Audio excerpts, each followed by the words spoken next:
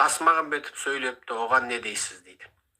Тасмағамбетовті әлде қандай қылмай-ақ қойыңдар. Тасмағамбетовті сендер бір өлген қазақ деп бет сипап қойсаңдар болды. Ол өлген қазақ, ол шіріген жұмыртқа. Ол базар тарағанын, халықтың алдында беті төгіліп, абырой айрандай төгіліп, беделінен жұрнақта қалмағанын біліп отыр. Оның сенген құдайы Путин. Сенген құдайы Путин. Путин оны кез келген уақытта өліп бара жатқан кезде қазақты соғысқа айдап салу үшін оны қолында көзір ретінде, карта ретінде ұстап отыр. Тоқаев сөз тыңдамаса, орныңа сол Ивангалиді қоямын деп Тоқаев үркітіп отыр. О, Тоқаев онсыз да Путинге адал құл. Бар болғаны Ивангали Тоқаевтан да адал. Қысқасы Тоқаев пен Ивангали Путиннің күндес тоқалдары сияқты ғой. Қайсың маған адалсың дегенде Ивангали зарлайды, мен адалмын, мен сізді түсімде де көремін. Мен тіпті туалетте отырғанда да сіздің атыңызды айтып дұға оқып отырамын дейді ғой. Ал мына жақтан бет аузын бояп алып, мынау шығады. Сіз сұрасаңыз менің бермейтін нәрсем жоқ. Мен сізге адалмын дейді мынау.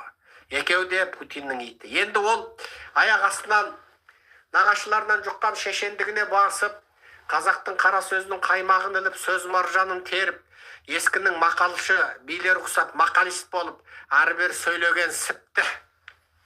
Өзінше елі үшін еңіреп, халқы үшін қан жұтып жүрген бір қасқа боп көрінген түр екен. Ол сәбет сасыған коммунист, сәбет сасыған комсомол. Ол өзі айтқандай Назарбаевтың продуктысы. Ол сол Путиннің қазір үрдесе үретін иті. Яғни Путиннің қолындағы басы байлы, кесік құлақты, шын жырлы төбеті болып отыр. Оны шіріген жұмыртқа деп ойласаңдар болды. Оны бір саяси тұлға деп ойламай-ақ қойыңдар. Яғни сәбет сасыған бұндай сасық коммунистерден бір жақсылық күтпеңдерші.